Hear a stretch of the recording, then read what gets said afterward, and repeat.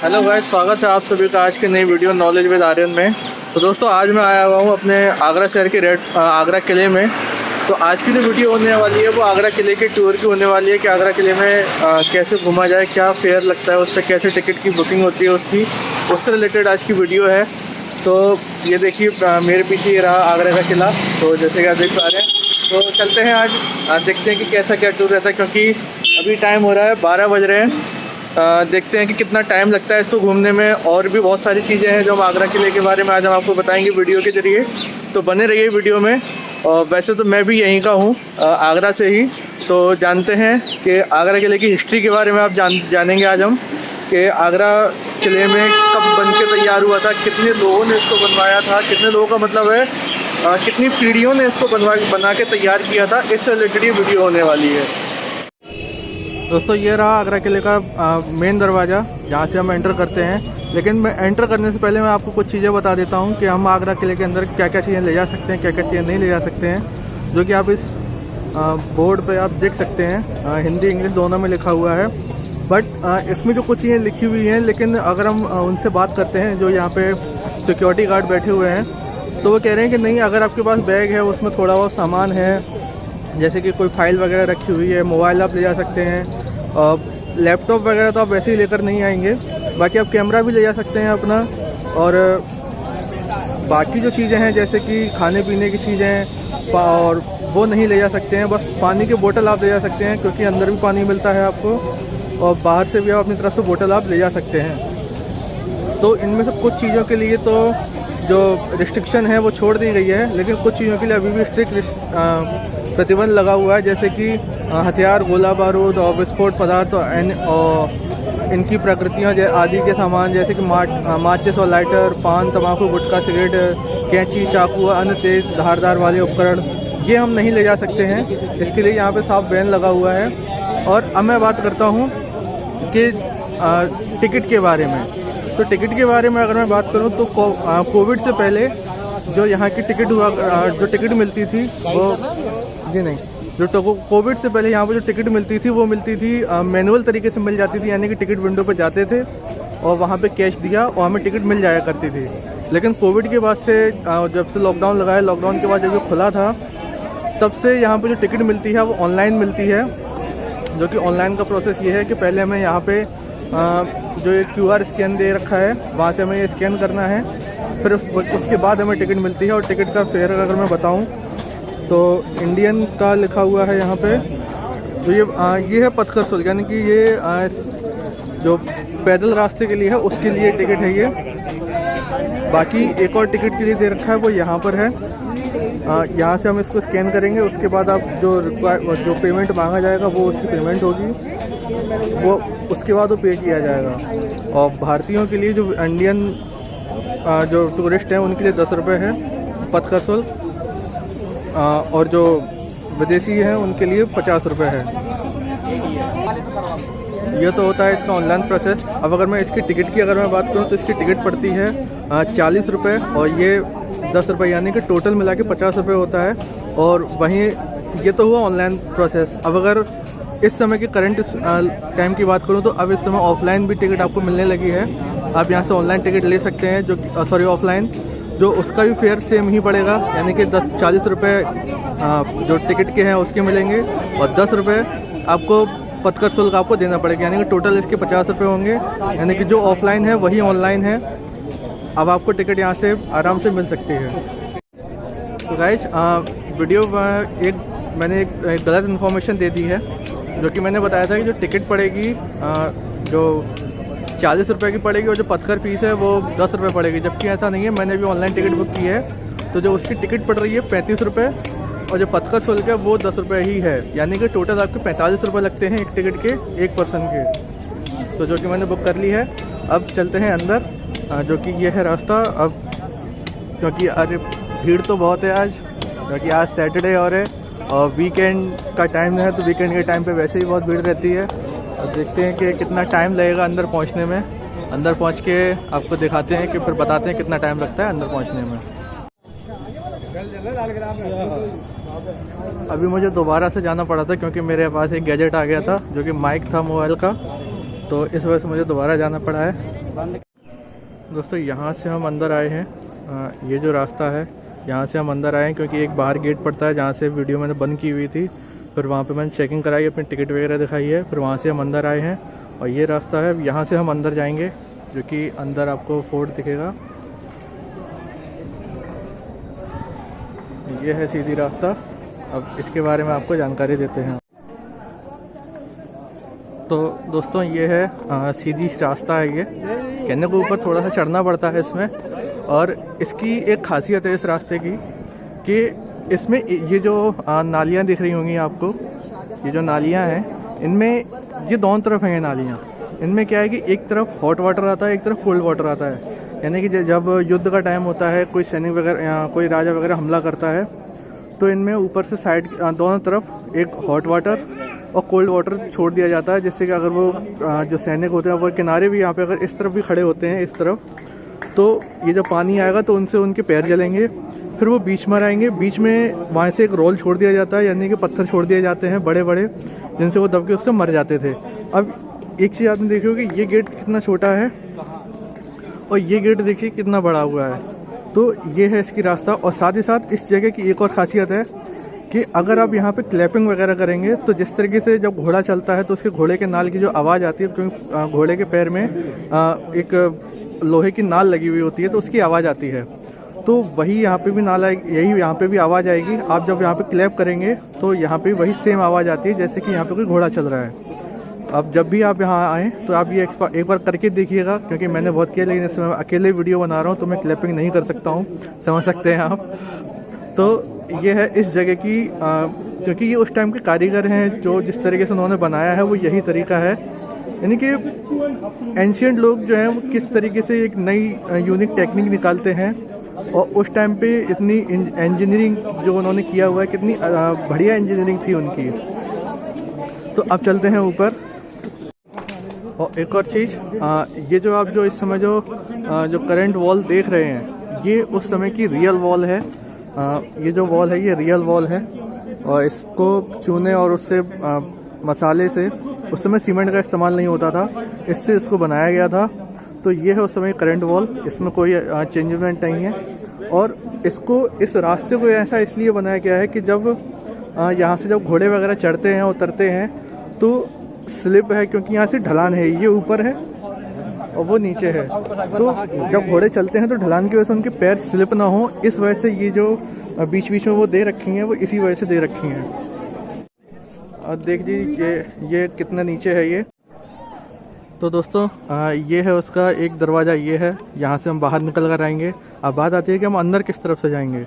तो अंदर जाने का जो रास्ता है वो ये है, और यहाँ से हम अंदर जाएंगे।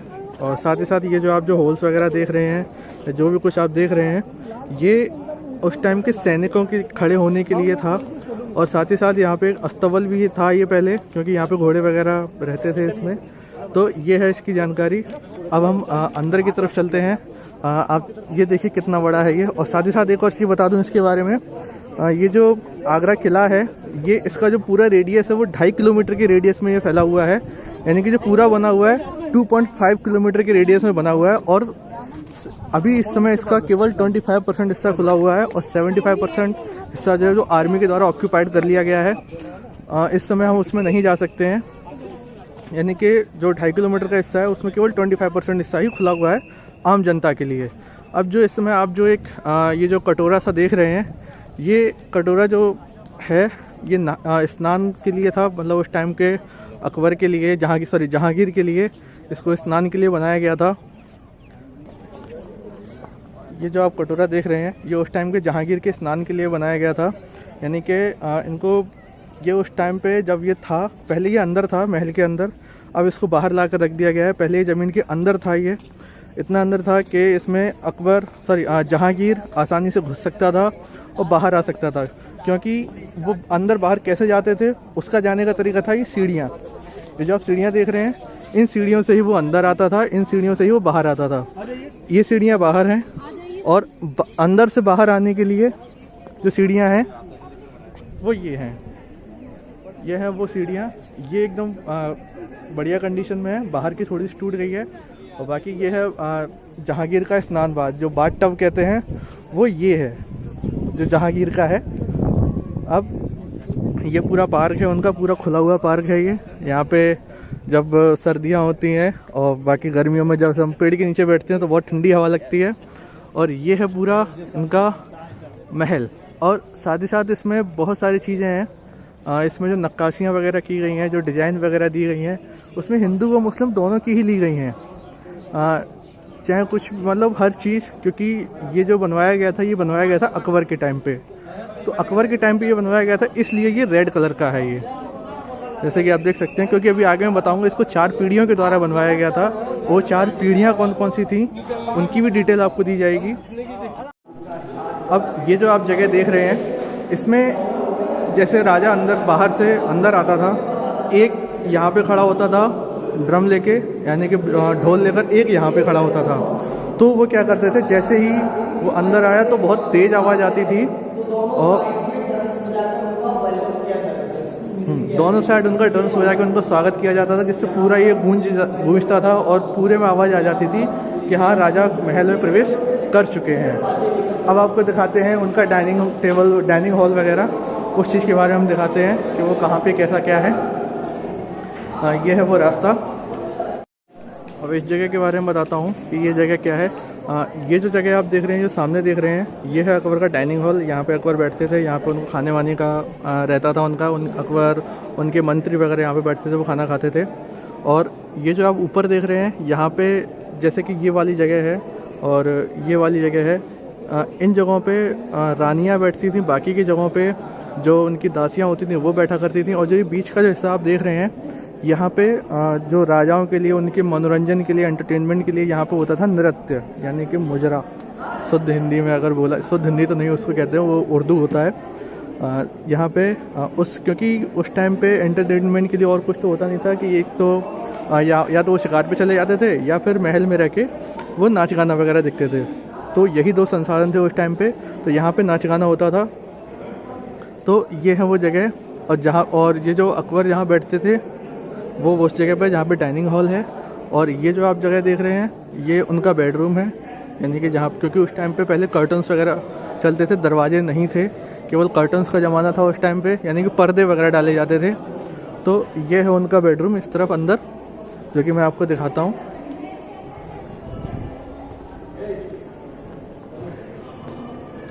देखिए, ये है उनका बेडरूम, जो कि उस टाइम पे बिना पर्दों का था, और लेकिन खुला था ये, यानी कि ऐसा नहीं कि बंद हो, खुला था ये उस टाइम पे। इस वजह से ये ऐसा आप देख सकते हैं कैसा है ये। बाकी ये नक्काशी आप देख सकते हैं उनके बेडरूम की, हाँ, दोनों तरफ कैसी क्या बनाई हुई है। दोस्तों एक और चीज़ बताता हूँ, जैसे कि अगर हम इनकी बात करें कि ये क्या है, और जैसे कि ये है इनका क्या इस्तेमाल होता था, तो ये जो चीज़ें हैं, ये जो जगह हैं, इनका इस्तेमाल होता था। जैसे कि बारिश होती थी, इसका पानी बाहर की तरफ जो वो बने हुए हैं बड़े से, जो उनकी सुरक्षा के लिए जो जगह बनी हुई है, नालियाँ सी बनी हुई है बड़ी बड़ी, जहाँ पे पानी भर के रखा जाता था, उसके लिए वो बने हुए हैं। और जब बारिश होती थी तो जो अभी इस समय हिस्सा जो 75% आर्मी के अंडर में है, तो वहाँ से इसमें ये पानी आता था, वो यहाँ पे भर जाता था, क्योंकि वो प्रेशर के साथ आता था, पूरा इकट्ठा होता था। तो ये है उसका पूरा चीज़। अब आपको दिखाते हैं कि यहाँ से बाहर का जो बता रहा हूँ मैं कि वो नाली वगैरह कैसी क्या दिखती है, वो दिखाता हूँ आपको।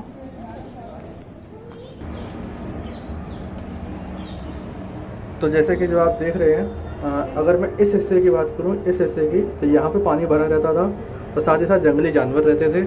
और जो ये हिस्सा है, इसमें जंगली जानवर रहते थे और उस हिस्से में पानी भरा रहता था, और उसमें मगरमच्छ रहा करते थे कि अगर कोई पानी में कूद के भी आए तो मगरमच्छ उसको खा लेते थे, और अगर वो वहाँ से बच के कैसे भी आ गया तो यहाँ पे जंगली जानवर रहा करते थे। और जो बीच की जो ये जो जगह दिख रही है आपको, इनमें सैनिक वगैरह खड़े होते थे ताकि वो बाहर नज़र रख पाएँ।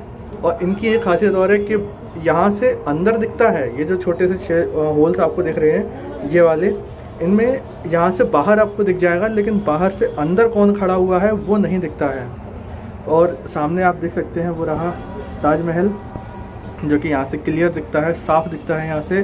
बस मौसम के ऊपर डिपेंड करता है कि मौसम की विजिबिलिटी कितनी है। तो बस वही फ़र्क है, बाकी यहाँ से ताजमहल साफ दिखता है, सामने दिखता है। वो रही यमुना रिवर।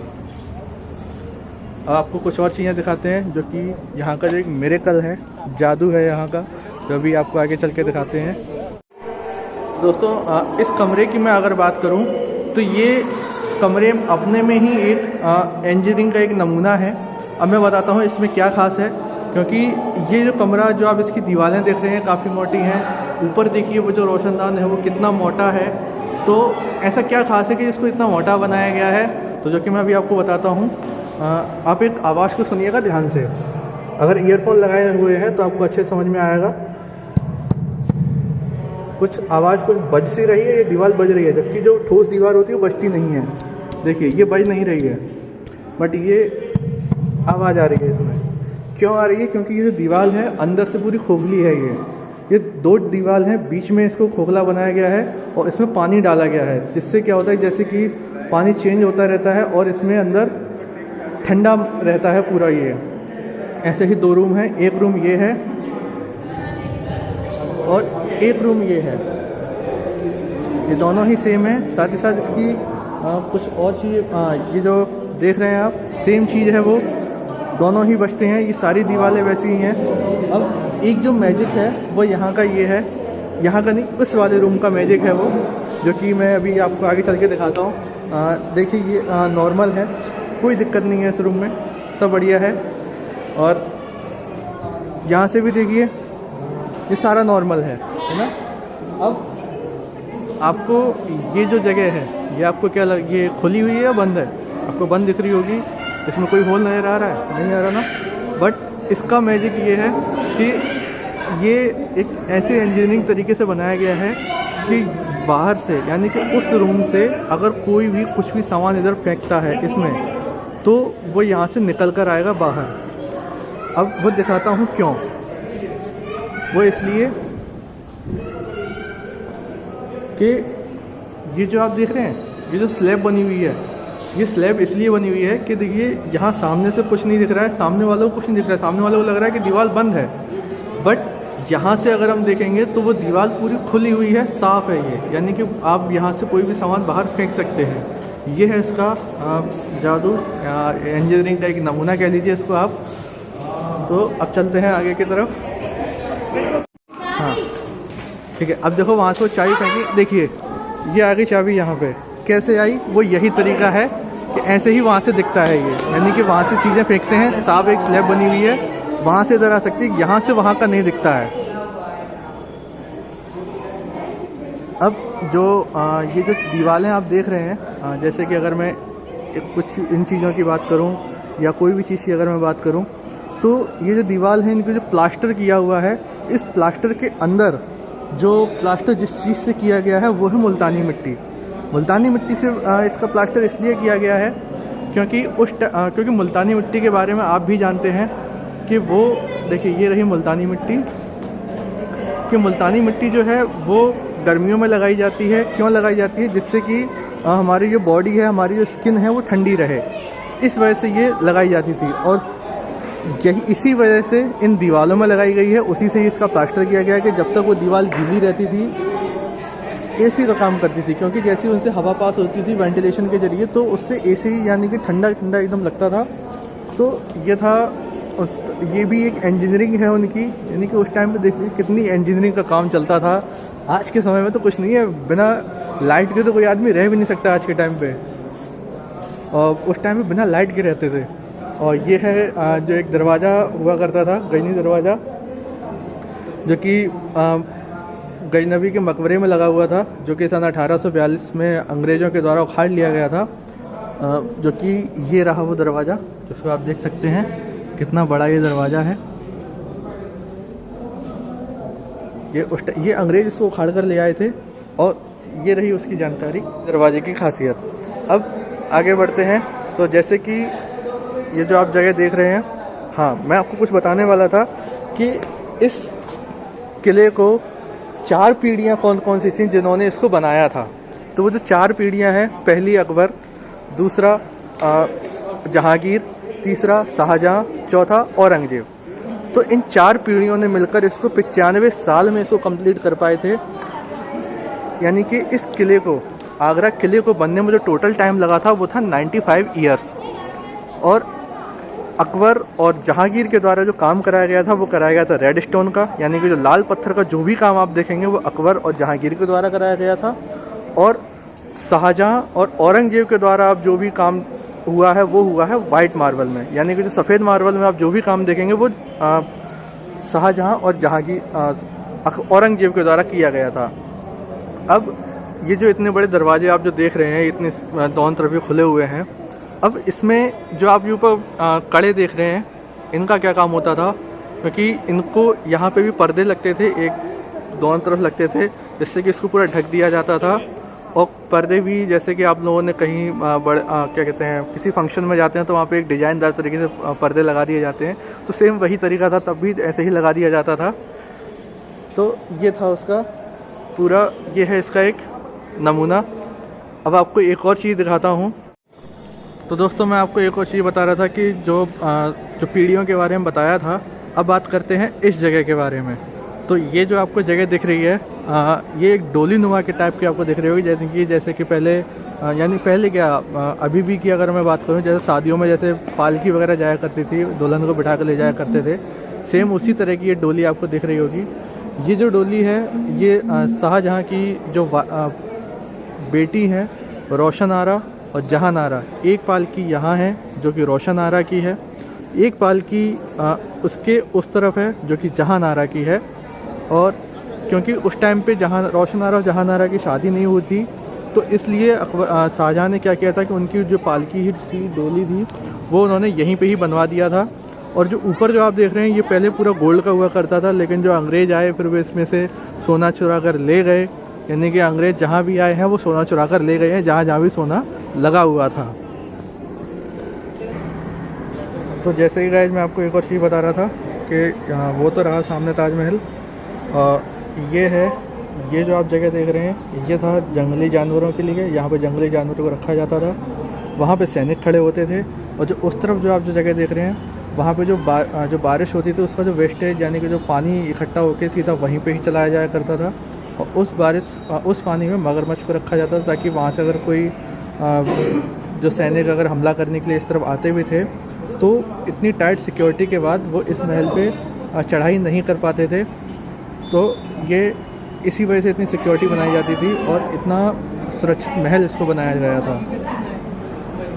और बाहर की तरफ आप देख लीजिए वो रोड है। तो दोस्तों मैं इस तरफ की भी अगर बात करूं तो ये जो जगह है ये पहले एक टाइम, ये जो आप जो नक्काशियाँ वगैरह देख रहे हैं ये पहले पूरी गोल्ड की हुआ करती थी। यानी कि जो पहले तो ये चीज़ क्या है वही बता दूं, ये जो चीज़ है वो शाहजहां और मुमताज़ महल का बेडरूम है ये, यानी कि उनका शयन कक्ष है। और यहाँ पे जो आप ये नक्काशियाँ वगैरह देख रहे हैं, ये जो नक्काशियाँ हैं या ये जो नक्काशियाँ हैं ये सारी पहले गोल्ड की हुआ करती थी, यानी कि सोने की हुआ करती थी। क्योंकि हुआ क्या था कि शाहजहां ने उस टाइम पे सोने को पिघलाकर इसमें पूरी जो डिज़ाइन बनवाई थी वो गोल्ड की बनवाई हुई थी। लेकिन क्या हुआ कि अंग्रेज़ आए, अंग्रेज़ों ने इसमें से भी आग जलाकर इसमें से सोना निकाल लिया। आप देख सकते हैं पूरा काला सा पड़ गया है ये रीज़न यही है क्योंकि इसमें आग से जलाया इसको, फिर इसमें से सारा सोना निकाल लिया गया। और ये जो आप जो देख रहे हैं बीच में जो 4 कड़े लगे हुए हैं, यहाँ पे पहले झूमर लटका हुआ था जिसमें दिए रखा जाता था। और उस दिए को जब रात में जलाते थे तो उससे वो चमक पूरे उसमें आती थी और पूरा का पूरा जो बेडरूम था वो एक सुनहरे कलर में आ जाता था। और कहने को सरकार ने क्या किया है कि सरकार ने जो एक सैंपल होता है कि हाँ उस टाइम पे कैसे क्या फिनिशिंग हुआ करती थी गोल्ड की, वो जो आप देख रहे हैं उस तरफ वो गोल्ड की फिनिशिंग है। पहले इस तरीके से, यानी कि जो गोल्ड की जो किनारियाँ बनी हुई थी, डिज़ाइन बनी हुई थी, वो उस तरीके से थी। लेकिन अब वो रियल नहीं है। लेकिन अगर हम रियलिटी की अगर हम बात करें तो वो भी इसमें है। तो रियलिटी की बात करें वो भी इसमें है, क्योंकि जब शाम के 4 से 5 बजे का टाइम होता है तो जब यहाँ पर खड़े होकर जब हम इस कड़े पर ऊपर देखते हैं तो वहाँ पे जो छोटी सी जो हल्का सा आपको देखिए वो येलो कलर का दिख रहा होगा, वो है रियल गोल्ड। वो अभी भी वहाँ पे लगा हुआ है जो कि आप देख सकते हैं। लेकिन वो अभी नहीं दिखेगा, वो तब दिखेगा जब इस पर धूप की रोशनी पड़ती है तब आपको वो दिखता है। तो जैसे गाइस मैं बताना चाहूँगा कि ये जो मैंने अभी जगह दिखाई थी ये उस टाइम पे शाहजहाँ का बेडरूम था, लेकिन अब क्या है कि वीडियो काफ़ी बड़ी होती जा रही है, तो इस वीडियो को मैं 2 पार्ट में बना रहा हूँ। पहला पार्ट ये था जो अभी आपने देखा, तो उम्मीद करता हूँ आपको ये पार्ट अच्छा लगा हो। अगर अच्छा लगा हो तो वीडियो को चैनल को सब्सक्राइब कीजिए और वीडियो को लाइक कीजिए और शेयर कीजिए, ताकि और लोगों को भी आगरा के किले के बारे में एक जानकारी मिल सके कि आगरा का किला कैसा है, क्या है और क्या क्या चीज़ें हैं जो गाइड होते हैं वो हमसे छुपाते हैं और वो बताते नहीं हैं पूरी चीज़ें। क्योंकि क्या होता है गाइड, अभी मैं एक पर्सन से बात कर रहा था तो वो ये बता रहे थे कि गाइड ने उनसे 1200 रुपये लिए और जो घुमाने का था वो घुमाया नहीं पूरा सही से, और साथ ही साथ एक जगह वो लेकर गया उनको नारियल पानी वाले के पास, जो कि उसने नारियल पानी वाले ने उससे कुछ ज़्यादा ही रेट रुपये ले लिए थे, जो कि एक्चुअल प्राइस जो उन्होंने मुझे बताया था वो नहीं था।